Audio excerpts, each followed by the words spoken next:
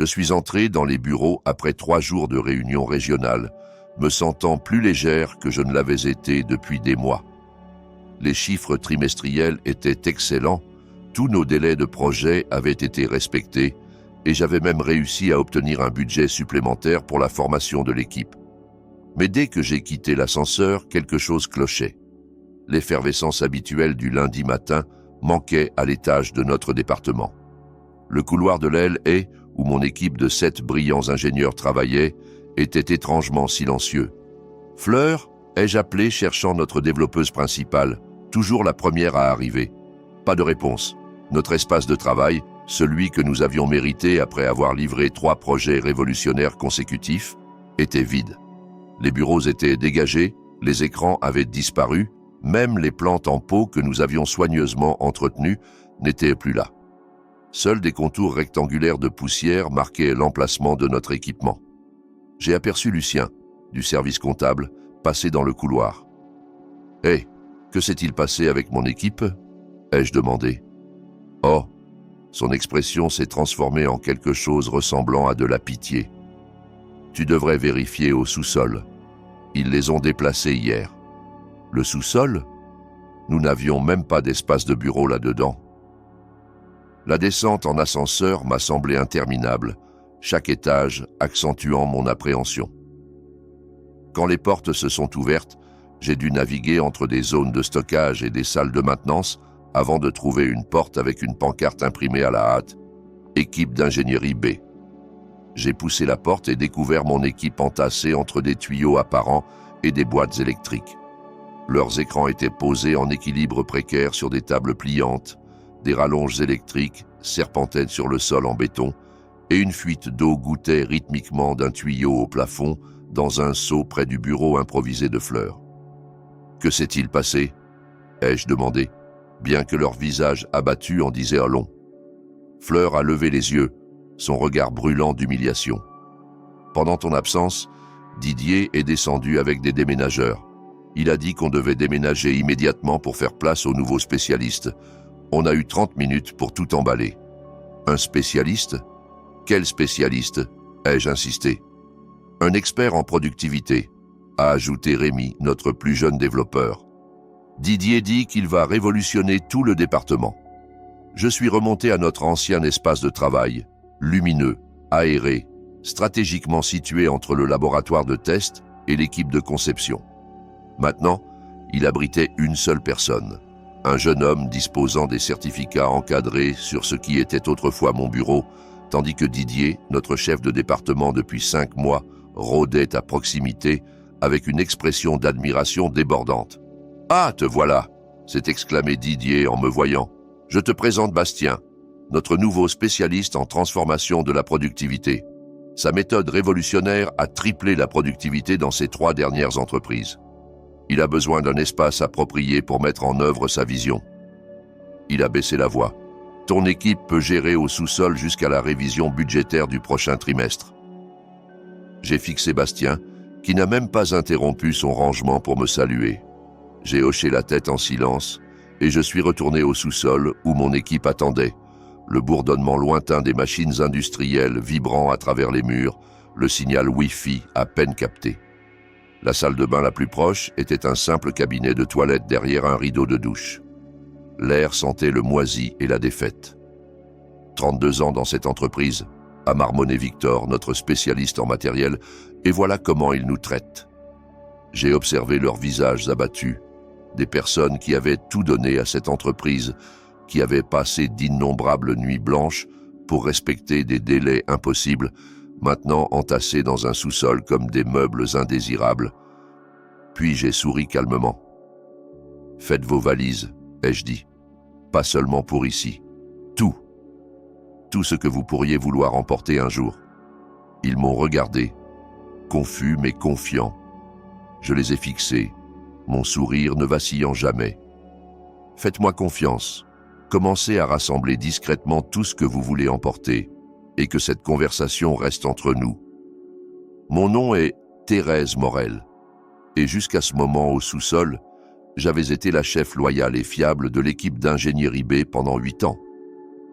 Avant de rejoindre l'entreprise, J'avais passé 15 ans à coordonner la logistique de camps de réfugiés lors de crises humanitaires sur 3 continents.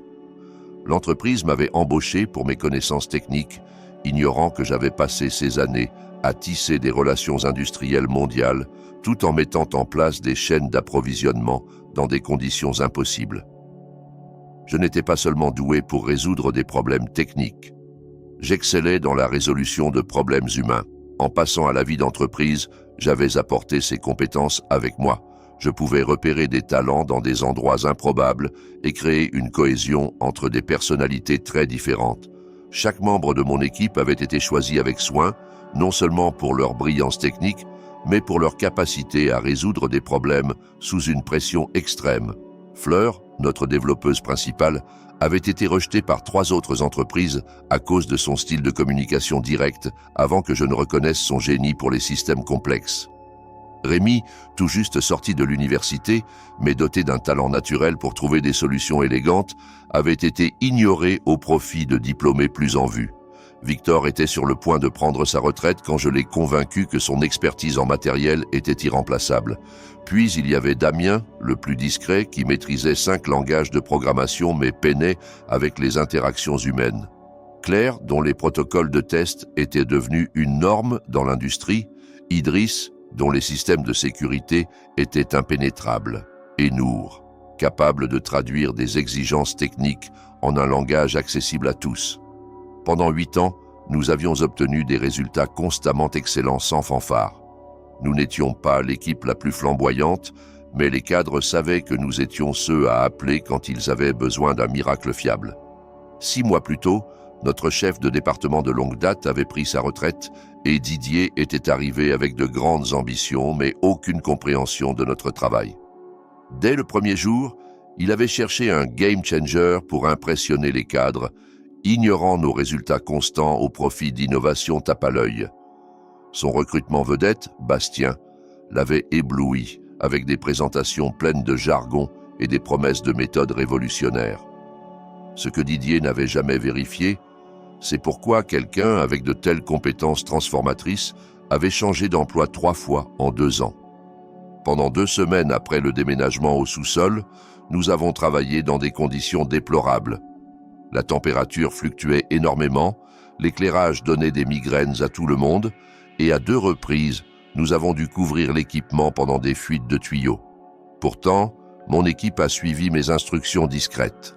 Archiver les projets, organiser les bases de connaissances, créer des guides de transition, tout en continuant leurs tâches assignées sans se plaindre. Je ne comprends pas pourquoi on documente tout si méticuleusement, a chuchoté Damien un après-midi. Ce n'est pas comme s'ils appréciaient notre travail de toute façon. Tout ce que nous faisons doit être fait avec intégrité, ai-je répondu assez fort pour que tout le monde entende, peu importe où nous le faisons. Les autres ont échangé des regards, mais ont continué à travailler. Ils me faisaient confiance, même s'ils ne comprenaient pas. Puis, une opportunité inattendue s'est présentée. Une convocation d'Yvonne, la PDG, me demandant de présenter les réalisations de notre équipe lors de la prochaine réunion du conseil d'administration. L'humeur de l'équipe s'est éclaircie. Enfin, une reconnaissance. Le matin de la présentation, je me suis habillé avec soin et j'ai revu mes diapositives dans la lumière tamisée du sous-sol. En montant vers l'étage des cadres, Didier m'a intercepté dans l'escalier. « Changement de plan », a-t-il dit avec un sourire narquois, bloquant mon chemin. Le conseil veut entendre parler des innovations futures, pas des performances passées. Bastien présentera à ta place. Mais Yvonne a spécifiquement demandé « J'ai parlé avec elle ce matin », a-t-il coupé. Elle est d'accord, mon approche est plus logique. Le conseil doit entendre où nous allons, pas où nous avons été. Tu peux retourner à ton espace de travail. Mon équipe était abattue quand je suis revenu avec la nouvelle. Rémi a jeté un coup d'œil à sa lettre de démission à moitié rédigée, visible sur son écran. « Alors c'est fini ? On abandonne ?»« Pas encore, » ai-je répondu, la voix ferme. « Continuez à faire vos valises discrètement. » Plus tard dans la journée, la rumeur a circulé dans l'entreprise que la présentation de Bastien avait été un fiasco retentissant. Les membres du conseil avaient posé des questions techniques auxquelles ils n'avaient pas su répondre, exposant sa compréhension superficielle de notre cœur de métier. Didier a tenté de limiter les dégâts en promettant que notre équipe mettrait en œuvre ses concepts, malgré notre soi-disant réticence au changement. Cet après-midi-là, Didier est venu au sous-sol, soudainement amical. « Bonne nouvelle, nous envisageons de vous ramener à l'étage, dans l'aile est. » L'aile est légèrement mieux que le sous-sol, mais toujours une rétrogradation par rapport à notre espace initial. Le message était clair, nous valions toujours moins que la recrue vedette. « Merci de reconnaître notre valeur », ai-je dit, surprenant mon équipe confuse qui s'attendait à un refus catégorique. L'espoir a de nouveau scintillé.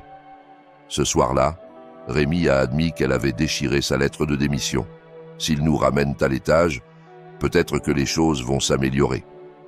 Je me suis contenté de hocher la tête, sans confirmer ni infirmer son optimisme. 2 jours plus tard, j'ai invité une ancienne collègue, Camille, à visiter nos installations. J'ai minutieusement planifié notre arrivée à l'étage des cadres pour coïncider avec le moment où Didier montrait Bastien à des clients potentiels de Solutions Grises. « Thérèse ?» a appelé Didier. Trop fort, trop amical. Parfait timing. Viens rencontrer l'équipe exécutive de Solutions Grises. Ils sont intéressés par le système de productivité de Bastien. J'ai approché avec Camille à mes côtés. Voici ma collègue, Camille, ai-je présenté. Didier a présenté Camille à Bastien qui a lancé son discours de transformation bien rodé. Une approche fascinante, a dit Camille quand il a terminé. Vous avez utilisé cette méthode avec succès ailleurs ? Absolument, a répondu Bastien. Mes méthodes ont considérablement augmenté l'efficacité dans mes entreprises précédentes. Technologie Nord-Ouest a vu une augmentation de productivité de 300% en un seul trimestre. Étrange, a répondu Camille, sa voix froide et mesurée. Je siège au Conseil de Technologie Nord-Ouest. Nous n'avons jamais enregistré de telles améliorations. En fait, nous avons noté des retards significatifs sur les projets pendant votre mandat. La salle de conférence est devenue silencieuse. Le sourire confiant de Bastien a vacillé. Il doit y avoir une confusion, a commencé Didier, le visage empourpré. Pas de confusion, ai-je interjeté. Camille est ici parce que j'ai accepté son offre d'emploi hier. Je prends mon équipe pour établir une nouvelle division d'ingénierie dans son entreprise. Nous commençons lundi prochain. Les cadres de Solutions Grises se sont agités, mal à l'aise. Le sourire de Bastien a disparu complètement. Vous ne pouvez pas prendre votre équipe, a bafouillé Didier. C'est du débauchage. C'est contraire à l'éthique. Mais parfaitement légal, ai-je terminé pour lui. Vérifiez nos contrats. Pas de clause de non-concurrence. Vous nous avez relogés dans un sous-sol avec des tuyaux qui fuient tout en concentrant les ressources sur des méthodes non prouvées. Camille nous offre le double de nos salaires actuels et des conditions de travail décentes. Le Conseil ne permettra jamais. Le Conseil a approuvé hier, a ajouté Camille, après avoir examiné les métriques de performance de votre division par rapport aux normes de l'industrie. Le visage de Didier est passé par le choc, la colère et la peur en succession rapide. Les cadres de Solutions Grises ont commencé à ramasser leurs affaires, cherchant des excuses pour partir. Attendez. La voix de Didier s'est brisée légèrement. La rénovation de l'aile commence demain. Je vais égaler leurs offres de salaire. Je les regardais avec le même sourire calme que j'avais porté depuis que j'avais trouvé mon équipe dans le sous-sol. Trop tard, ai-je dit. Les cadres de Solutions Grises sont sortis, suivis de Camille, qui a dit qu'elle m'attendrait dans le hall. Quand il ne restait plus que Didier, Bastien et moi dans la pièce, Didier s'est tourné vers moi. « Sais-tu ce que tu as fait ?» a-t-il sifflé. « J'ai sécurisé l'avenir de mon équipe, ai-je répondu, ce que vous avez échoué à faire. »« Tu as détruit le mien, » a-t-il dit, sa voix se brisant. Le Conseil remettait déjà en question l'embauche de Bastien. Si toute votre équipe part, vous l'avez choisi lui au lieu de nous, ai-je dit simplement. Les actions ont des conséquences. Alors que je me tournais pour partir, Didier m'a attrapé le bras. S'il te plaît, j'ai fait une erreur. Je le vois maintenant. Que faudra-t-il pour que vous restiez ? Je l'ai regardé jusqu'à ce qu'il me relâche. Vous savez ce qui est intéressant dans mon travail dans les camps de réfugiés ? ai-je dit doucement. J'ai appris que le vrai caractère se révèle non pas quand tout va bien, mais dans la façon dont les gens traitent les autres quand les ressources sont rares. Vous nous avez montré exactement qui vous êtes en nous mettant dans ce sous-sol. Je suis parti, laissant Didier avec son recrutement vedette, le bruit de mes pas résonnant dans la salle de conférence vide. Ce que je ne lui ai pas dit, c'est que mon plan était en marche bien avant l'incident du sous-sol et que ce qu'il venait de voir n'était que le début. De retour dans le sous-sol, mon équipe attendait anxieusement. Quand je suis revenu, leurs expressions allaient de l'espoir à la terreur. « Alors ?» a demandé Fleur, incapable de se contenir plus longtemps. J'ai fermé la porte derrière moi et inspecté la pièce, vérifiant par habitude s'il y avait des dispositifs d'écoute, une vieille manie de mes jours de crise humanitaire. C'est fait. Camille nous a tous offert des postes, le double de nos salaires actuels, un équipement approprié et un vrai bureau avec des fenêtres. Le silence qui a suivi était assourdissant. Puis Rémi a poussé un cri qui a résonné sur les murs de béton. « Sérieusement ?» a demandé Victor, son visage marqué oscillant entre incrédulité et espoir. « Tout à fait, ai-je confirmé. Les contrats sont en cours de rédaction. Nous commençons lundi prochain. » La célébration qui a suivi était aussi discrète qu'émotionnelle. Des embrassades échangées, des larmes essuyées discrètement. Ce n'étaient pas seulement des collègues. Ils étaient devenus une famille à travers les nuits tardives, les délais impossibles et les succès partagés. « Je savais que tu ne nous laisserais pas dans ce sous-sol pour toujours, » a dit Nour, me serrant la main. « Mais comment as-tu fait ça si vite ?»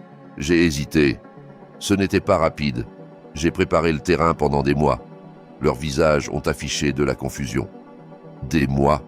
a demandé Idriss. « Mais l'histoire du sous-sol n'a eu lieu qu'il y a 2 semaines. » Je me suis assise sur le bord d'une table pliante. Le sous-sol n'était que la goutte d'eau. J'ai vu où les choses allaient dès l'arrivée de Didier, quand il a commencé à parler de nouvelles perspectives tout en ignorant notre bilan. « Donc, tu planifiais notre évasion depuis tout ce temps ?» a demandé Claire. « Pas vraiment une évasion, ai-je corrigé. Plutôt une police d'assurance. J'ai commencé à tout documenter, nos contributions, les rejets de Didier, les succès des projets dont il s'est attribué le mérite. J'ai repris contact avec d'anciennes connaissances, dont Camille, juste pour renouer. Quand les choses ont commencé à se détériorer, ces connexions sont devenues plus importantes. Damien, toujours le plus perspicace malgré sa maladresse sociale, m'a étudié. Il y a plus que juste nous trouver de nouveaux emplois, n'est-ce pas? Les autres m'ont regardé avec attente. Concentrons-nous sur la transition pour l'instant, ai-je dit prudemment. Nous avons 1 semaine pour tout boucler correctement. Pas de détails en suspens, pas de projets inachevés. Nous partons avec notre réputation professionnelle intacte. « Et Didier ?» a demandé Fleur, une pointe dangereuse dans la voix. « Sait-il que nous partons tous ?»« Il sait, » ai-je confirmé. Et il panique. Le conseil remettait déjà en question l'embauche de Bastien et les ressources qui lui étaient allouées. Perdre une équipe spécialisée entière d'un coup va soulever de sérieuses questions sur son leadership. « Bien », a marmonné Victor, 32 ans, et il me met dans un sous-sol. « Quelle est notre stratégie pour la semaine prochaine ?» a demandé Idriss, toujours pragmatique. « Nous travaillons, professionnellement, minutieusement, sans plainte, ai-je dit. Nous documentons tout méticuleusement. Nous préparons des guides de transition pour nos remplaçants. Nous agissons avec une intégrité totale. »« Pourquoi ?» a demandé Rémi, sa jeunesse la rendant la plus directe. « Pourquoi les aider après la façon dont ils nous ont traités ? Parce que ce n'est pas à propos d'eux, ai-je expliqué. C'est à propos de nous, de qui nous sommes. Et parce que la meilleure revanche n'est pas ce que vous faites aux autres, c'est ce que vous construisez pour vous-même pendant qu'ils ne regardent pas. » L'équipe a échangé des regards, ne comprenant pas totalement, mais me faisant confiance néanmoins. « Il y a autre chose que vous devez savoir, » ai-je ajouté. Camille ne nous offre pas seulement des emplois, elle crée une toute nouvelle division avec nous comme équipe centrale. Nous aurons l'autonomie pour construire quelque chose de toute pièce. Cette révélation a transformé l'humeur de la célébration prudente en excitation sincère. Même Victor, qui envisageait la retraite avant l'incident du sous-sol, s'est redressé avec une énergie nouvelle. « Qu'attendons-nous » a-t-il demandé. Finissons notre travail ici pour pouvoir commencer notre vrai travail là-bas. Pendant les 3 jours suivants, nous avons opéré avec une précision mécanique. Chaque ligne de code était commentée, chaque processus documenté, chaque système cartographié. Nous avons travaillé plus longtemps que nécessaire, notre liberté imminente alimentant notre productivité. Le 4e jour, Didier est apparu dans notre sous-sol, l'air hagard, des cernes sous les yeux, sa chemise habituellement impeccable froissée. « Thérèse, pouvons-nous parler en privé ?» a-t-il demandé, sa voix manquant de sa confiance habituelle. J'ai jeté un coup d'œil à mon équipe, qui faisait semblant d'être absorbée par son travail tout en écoutant attentivement. « Tout ce que vous avez à dire peut être dit ici. Nous n'avons pas de secret. » Il s'est agité, mal à l'aise. J'ai parlé avec l'équipe exécutive. Ils m'ont autorisé à offrir à toute votre équipe une augmentation de 15%, effective immédiatement.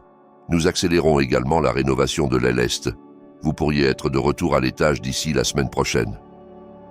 J'ai remarqué qu'il n'a pas mentionné ce qui arriverait à Bastien. C'est très généreux, ai-je dit.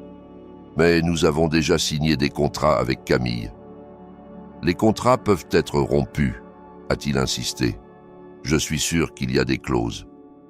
Il n'y en a pas, ai-je interrompu. L'équipe juridique de Camille s'en est assurée. La façade professionnelle de Didier s'est légèrement fissurée. S'il te plaît, Thérèse, j'admets que j'ai fait une erreur avec le sous-sol, mais cela va détruire ma carrière. La réunion du conseil est vendredi. Et si je dois annoncer que toute l'équipe d'ingénierie a démissionné? Pendant un instant, j'ai presque eu pitié de lui. Presque. Le sous-sol n'était pas une erreur, Didier, ai-je dit, la voix posée. C'était une révélation. Cela nous a montré exactement à quel point vous valorisiez notre contribution. Vous avez choisi les promesses vides de Bastien plutôt que nos résultats prouvés. Maintenant, vous devez vivre avec ce choix. Il est parti sans un mot de plus, les épaules voûtées par la défaite. Dès que la porte s'est fermée, mon équipe a éclaté en exclamations chuchotées. « As-tu vu son visage ?» s'est émerveillé Claire. « 15% » a murmuré Damien. « C'est nettement moins que le double. » « Ce n'est pas une question d'argent, a dit Fleur sèchement. C'est une question de respect. Je les ai laissés parler, me tournant vers mon ordinateur pour cacher mon expression. Ce qu'ils ne savaient pas, ce que je ne pouvais pas encore leur dire, c'est que la panique de Didier était exactement ce sur quoi j'avais compté. Ce soir-là, alors que nous nous préparions à partir, mon téléphone a sonné.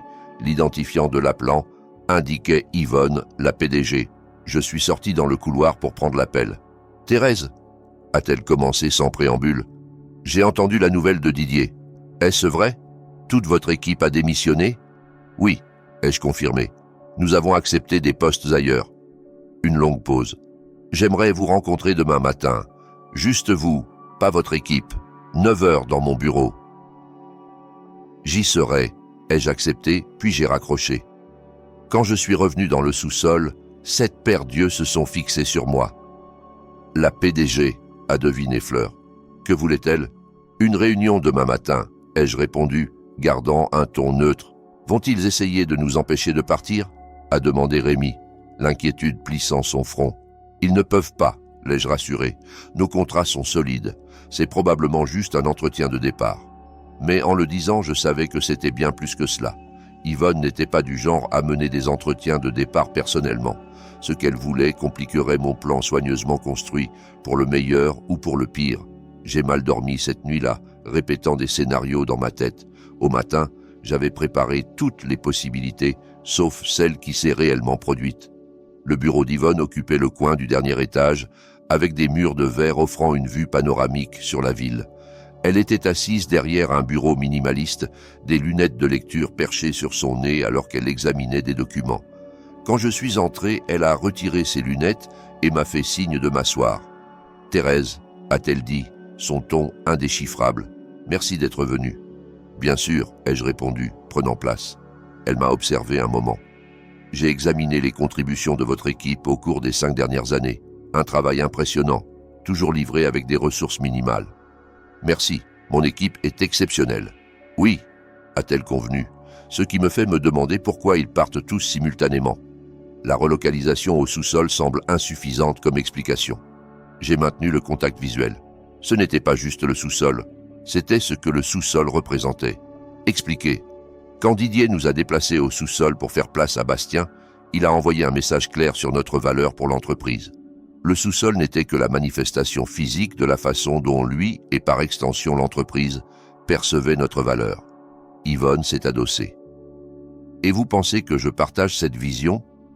Avec tout le respect, ai-je dit prudemment, vous avez approuvé l'embauche de Bastien et les ressources qui lui ont été allouées, malgré l'absence de résultats prouvés. Donc, oui, j'ai supposé que vous souteniez l'approche de Didier. À ma surprise, elle a ri, un son court et sec. Didier a convaincu le conseil, pas moi. J'ai été mise en minorité.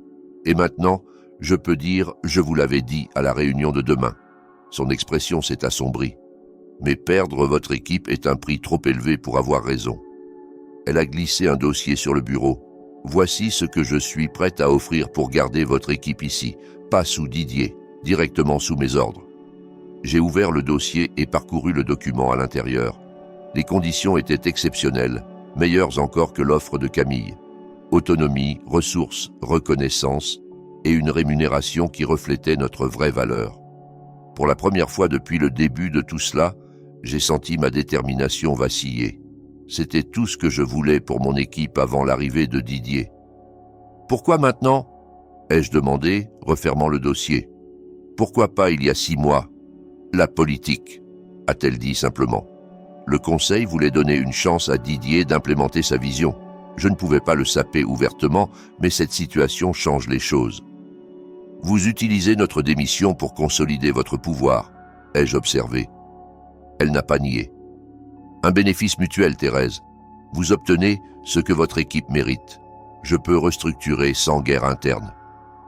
Je dois en discuter avec mon équipe, ai-je dit, prenant le dossier. Bien sûr, mais j'ai besoin d'une réponse d'ici la fin de la journée. Le conseil se réunit demain. En me levant pour partir, elle a ajouté « Il y a autre chose que vous devez savoir. Camille et moi avons un passé. Ce n'est pas la première fois qu'elle recrute chez nous après des désaccords. » L'implication flottait dans l'air. Étais-je utilisé comme un pion dans un jeu d'échecs corporatif entre Yvonne et Camille ? Je suis retourné au sous-sol, l'esprit en ébullition. Mon équipe m'a regardé avec attente. « Que s'est-il passé ?» a demandé Fleur. J'ai levé le dossier. Yvonne veut que nous restions, nouveau département, sous ses ordres directs, meilleures conditions que l'offre de Camille. Le silence stupéfait a été brisé par Victor. Elle essaie de sauver la face. Peut-être, ai-je reconnu, ou peut-être qu'elle est sincère. Quoi qu'il en soit, nous devons en discuter. Ce qui a suivi fut la conversation la plus honnête que nous ayons jamais eue en tant qu'équipe. Les peurs ont été exprimées, les espoirs articulés, la confiance remise en question.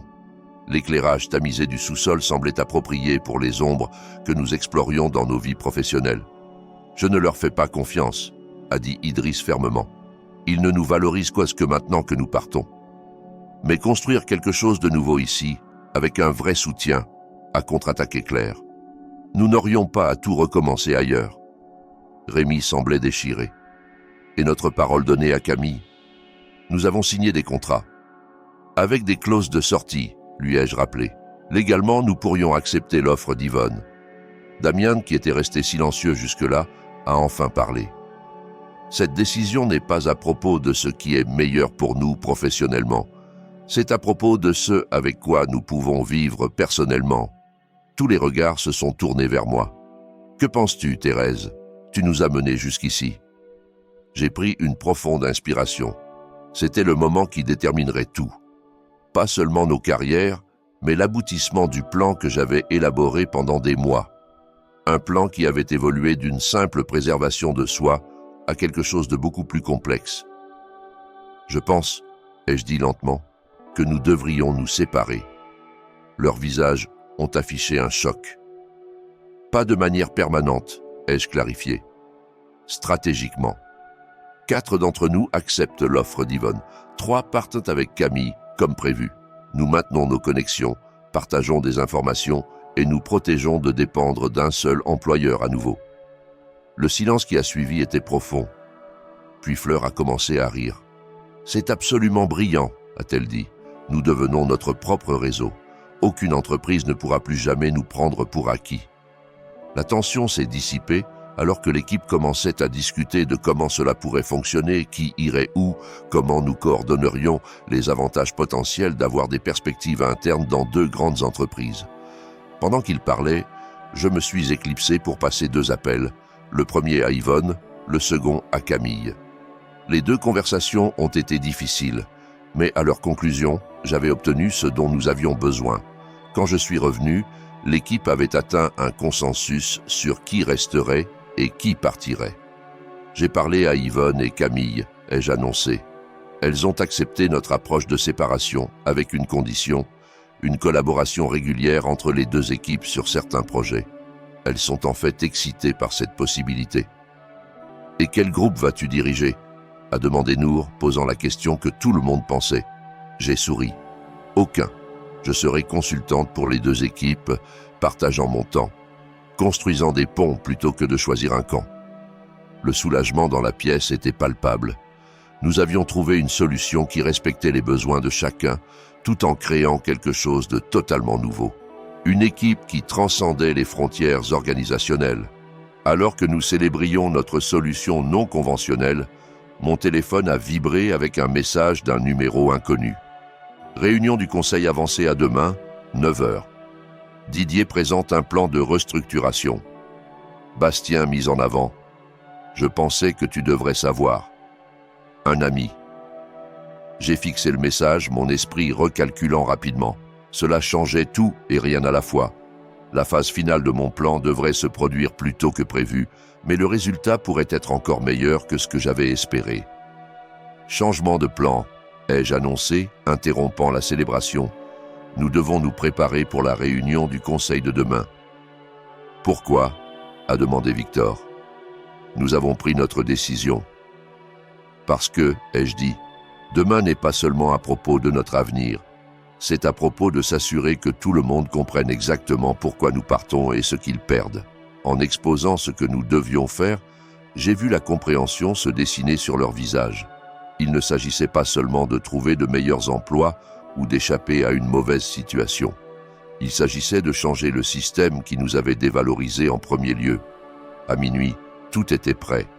En quittant le sous-sol, peut-être pour la dernière fois, Rémi a posé la question que j'attendais. « Thérèse, depuis combien de temps planifies-tu vraiment tout ça ?» Tout ça ?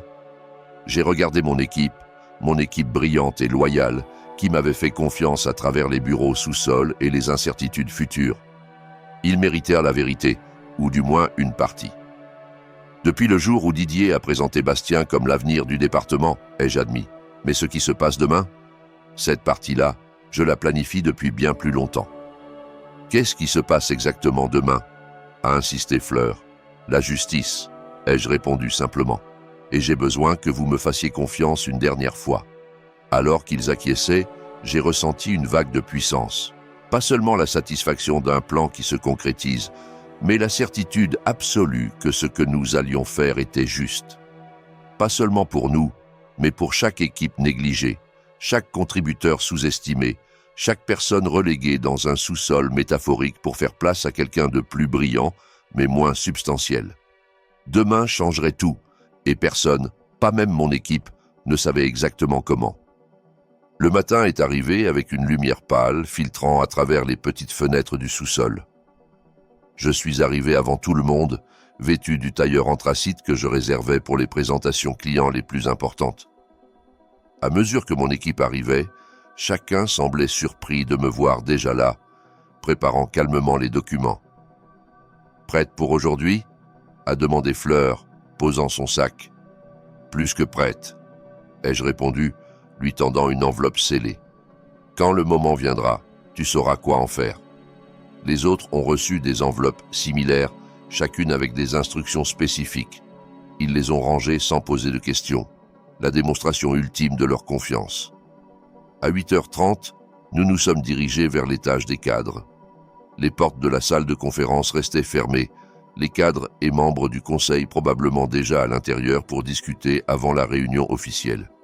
Mon équipe et moi avons attendu dans la pièce adjacente, un silence inconfortable planant entre nous.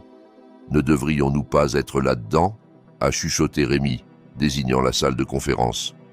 Nous n'avons pas été invités, ai-je expliqué. Mais ne vous inquiétez pas, nous le serons. À 8h55 précise, l'assistante d'Yvonne s'est approchée de nous. La PDG demande à l'équipe d'ingénierie B de rejoindre la réunion. Mon équipe a échangé des regards nerveux en rassemblant nos documents et en la suivant dans la salle de conférence.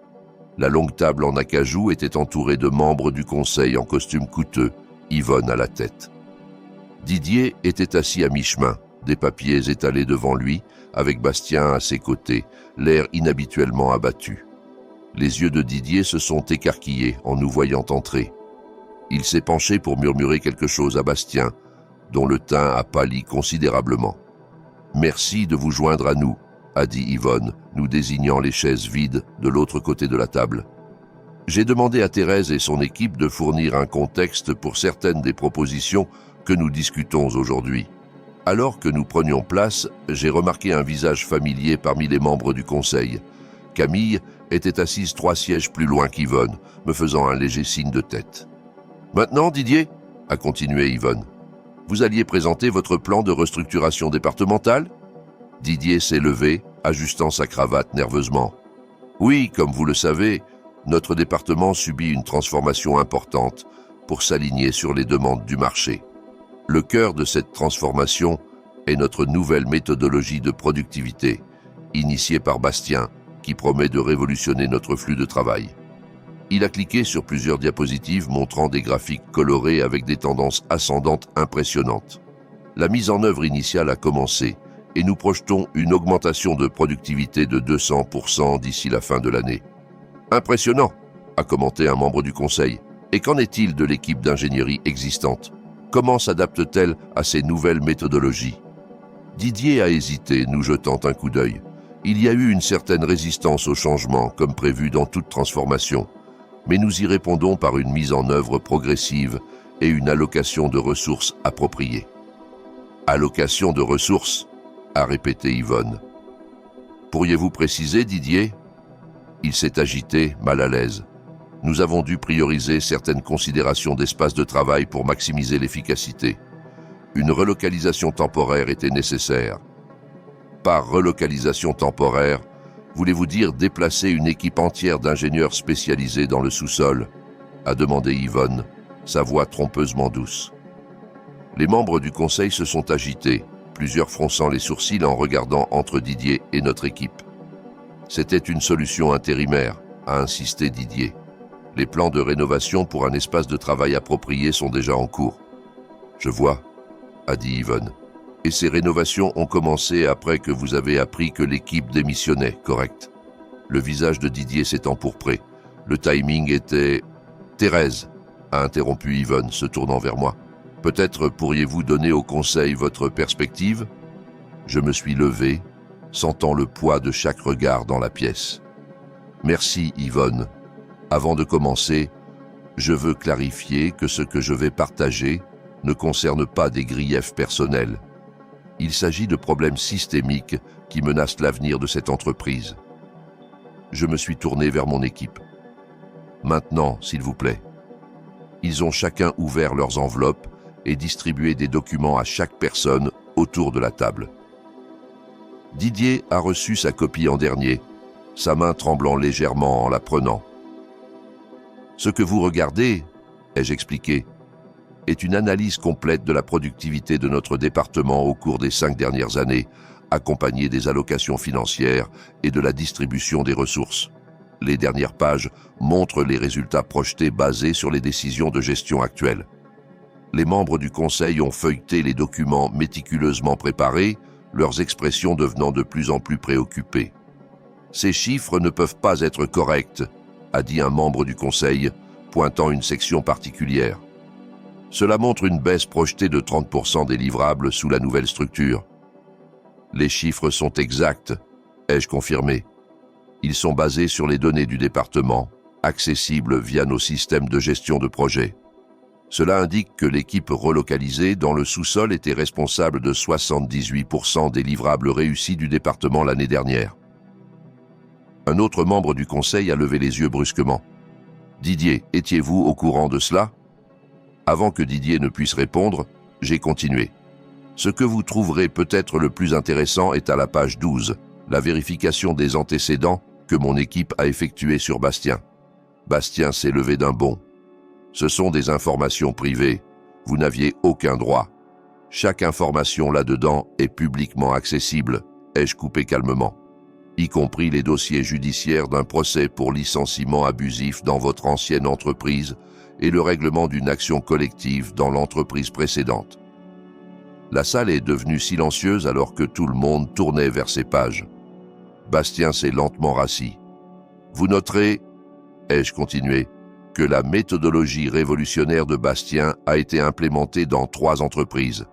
Toutes 3 ont connu un enthousiasme initial, suivi de baisses significatives de productivité. 2 de ces entreprises n'existent plus. La 3e a licencié 40% de son effectif le dernier trimestre. » Le visage de Didier est passé du rouge au cendré. Je n'étais pas au courant. « Non, vous ne l'étiez pas, ai-je convenu, parce que vous n'avez pas effectué de vérification appropriée. Vous étiez si concentré sur la recherche d'un game changer que vous avez ignoré les signaux d'alarme et les résultats constants que votre équipe existante livrait. » Je me suis tourné pour m'adresser à l'ensemble du conseil. Il ne s'agit pas seulement de mon équipe relocalisée dans un sous-sol. Il s'agit d'une approche de gestion qui valorise l'éclat au détriment de la substance, qui chasse les victoires rapides au détriment de la croissance durable. Il s'agit d'une prise de décision qui ignore les données au profit du charisme. Le silence qui a suivi était profond. Même Yvonne semblait surprise par la rigueur de notre présentation. Enfin, le président du conseil a parlé. Yvonne a mentionné que votre équipe a reçu des offres ailleurs. Vu ce que vous nous avez montré, je ne suis pas surpris. Mais je suis curieux. Pourquoi nous présenter cela maintenant, alors que vous partez déjà ? J'ai souri. Parce que je tiens à cette entreprise, malgré les récents événements, et parce que mon équipe et moi avons proposé une structure alternative qui bénéficierait à tous. J'ai fait un signe à Nour, qui a distribué un second ensemble de documents. Cette proposition suggère de diviser notre équipe entre continuer ici et rejoindre l'entreprise de Camille, avec des projets collaboratifs entre les deux. Cela assure la stabilité pendant la transition, maintient les connaissances institutionnelles cruciales et crée un partenariat qui pourrait renforcer les 2 entreprises. Camille a pris la parole pour la première fois. J'ai examiné cette proposition et je la soutiens pleinement. Cet arrangement serait sans précédent dans notre industrie et potentiellement révolutionnaire. Le président du conseil a étudié la proposition, puis s'est tourné vers Didier. « Et où vous situez-vous dans cette nouvelle structure ?» Avant que Didier ne puisse répondre, j'ai répondu. « C'est au conseil de décider. Notre proposition nécessite un nouveau leadership pour l'équipe restante, quelqu'un qui valorise la substance plutôt que le style. » Le président du conseil a hoché la tête, lentement, puis s'est tourné vers Didier. « Je pense que nous devons continuer cette discussion en privé. Thérèse, merci pour votre franchise. Pouvez-vous et votre équipe nous laisser la salle ?» Alors que nous rassemblions nos affaires pour partir, Didier a enfin trouvé sa voix. « C'est un coup monté, » a-t-il sifflé. « Vous avez planifié ça pendant des mois. » J'ai croisé son regard fermement. « Non, Didier. Vous avez monté ce coup le moment où vous avez décidé que mon équipe appartenait à un sous-sol. Je me suis simplement assuré que tout le monde comprenne les conséquences de cette décision. » 3 heures plus tard, mon équipe et moi étions dans un restaurant local, célébrant avec Camille, lorsque mon téléphone a vibré avec un message d'Yvonne. « Didier et Bastien sont partis. Le conseil a approuvé votre proposition. Quand pouvez-vous commencer en tant que directrice du département ?» J'ai montré le message à mon équipe, dont les acclamations ont attiré des regards curieux des autres clients. J'ai rapidement tapé ma réponse. Lundi. À mi-temps, comme convenu, l'autre moitié avec l'équipe de Camille.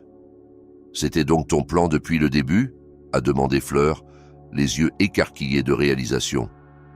Pas seulement de partir, mais de restructurer complètement les 2 entreprises et de prendre la place de Didier, Pas exactement, ai-je admis.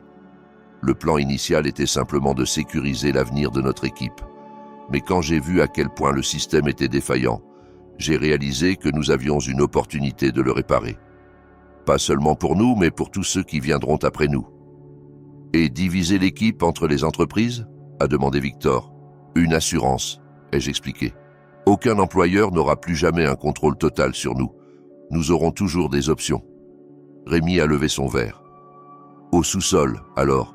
Sans eux, rien de tout cela ne serait arrivé. Nous avons tous ri et trinqué. Alors que la conversation coulait autour de moi, je pensais à comment parfois la meilleure revanche n'est pas de détruire ses ennemis, mais de construire quelque chose de meilleur à partir des décombres de leurs erreurs. 6 mois plus tard, notre arrangement sans précédent était devenu une étude de cas dans les publications de l'industrie.